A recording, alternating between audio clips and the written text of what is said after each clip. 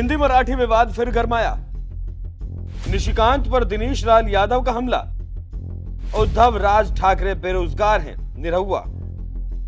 मोदी सरकार को इन्हें रोकना चाहिए।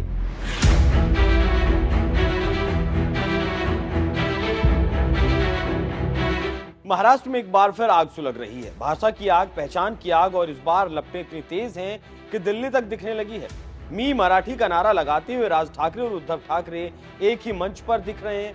हिंदी बोलने वालों पर हमला हो रहा है, लेकिन पुलिस तमाशबीन है और मुख्यमंत्री बस बयान देकर निकल जाते हैं, किसी को बख्शा नहीं जाएगा। और जब बीजेपी सांसद ने पलटवार किया तो मराठी माणूस की सेना टूट पड़ी। अब भोजपुरी सुपरस्टार और नेता दिनेश लाल यादव निरहुआ भी मैदान में है। जवाब में कहा कि अगर ये गंदी राजनीति बंद नहीं हुई तो जनता एनडीए से भरोसा खो देगी। तो क्या मराठी बनाम हिंदी की लड़ाई एक बार फिर महाराष्ट्र में सियासी हथियार बन चुकी है? महाराष्ट्र में मराठी बनाम बाहरी की राजनीति कोई नई बात नहीं है। बाल ठाकरे के जमाने से शिवसेना ने इसी पर अपनी सियासत की नींव रखी थी। मुंबई से यूपी बिहार के लोगों के खिलाफ अभियान, मराठी युवाओं के लिए नौकरी, मी मराठी तू कौन जैसे नारे, धीरे धीरे ये राजनीति मराठी बनाम हिंदी भाषी में तब्दील होती गई और अब 2024 के बाद 2026 की ओर बढ़ते हुए फिर से वही भाषा की राजनीति वापसी कर रही है। इस बार दिलचस्प बात यह है कि राज ठाकरे की महाराष्ट्र नवनिर्माण सेना और उद्धव ठाकरे की शिवसेना एक सुर में बोल रहे हैं। दोनों एक दूसरे के धुर विरोधी माने जाते थे, लेकिन मराठी ने दोनों को एक साथ लाकर खड़ा कर दिया।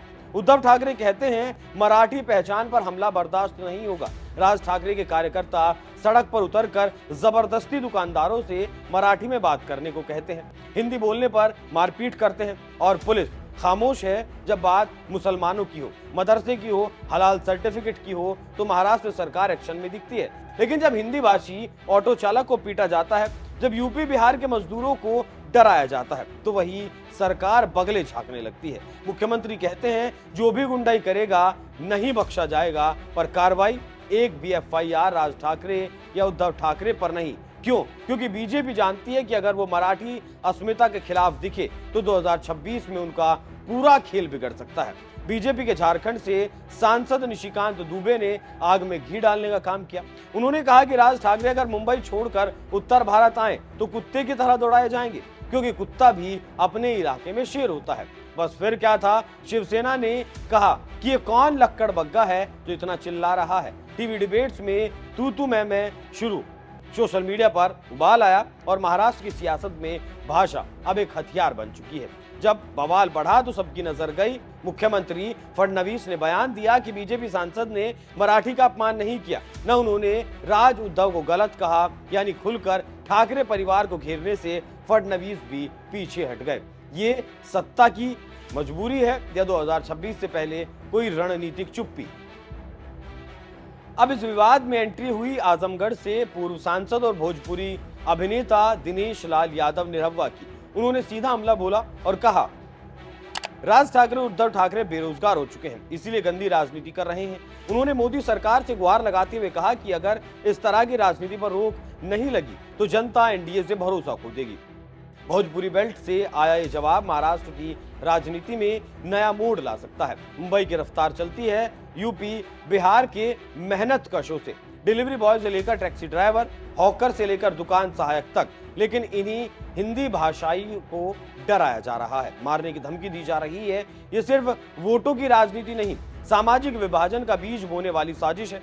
मराठी बनाम हिंदी का यह विवाद संयोग नहीं बल्कि प्रयोग है। 2026 में महाराष्ट्र विधानसभा चुनाव है, जहां ठाकरे परिवार खुद को मराठी गौरव का रक्षक दिखाना चाहता है। वहीं बीजेपी दो नाव पर सवार है, एक तरफ मराठी अस्मिता, दूसरी तरफ हिंदी भाषी वोट बैंक। इसीलिए न ठाकरे से भिड़ना चाहते हैं, न हिंदी भाषियों को नाराज करना चाहते हैं। नतीजा चुप्पी और पुलिस है निष्क्रियता।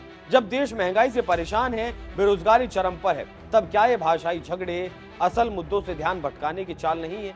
क्या किसी भाषा को नीचा दिखाकर कोई राजनीति महान बन सकती है? क्या वोटों के लिए मजदूरों, छात्रों, ड्राइवरों को डराना देशभक्ति है? एक और सबका साथ सबका विकास का नारा, दूसरी तरफ मी मराठी का अनुपम, और दोनों के बीच सड़क पर पिटता एक आम आदमी, क्योंकि वो हिंदी में बोलता है। ये लड़ाई भाषा की नहीं है, बल्कि सत्ता की भूख की है। और अगर यही चलता रहा तो न महाराष्ट्र बचेगा, न संघीय भारत की आत्मा। भाषा पहचान है, हथियार नहीं। मराठी गर्व है, लेकिन हिंदी बोलने वाला दुश्मन नहीं। ये बात राज ठाकरे, उद्धव ठाकरे को समझनी होगी और बीजेपी को याद दिलाना होगा, लेकिन नहीं लगता कि बीजेपी ऐसा कर पाएगी। बाकी आप इस विषय पर क्या सोचते हैं? अपनी राय हमें कमेंट कर जरूर बताइएगा। नमस्कार।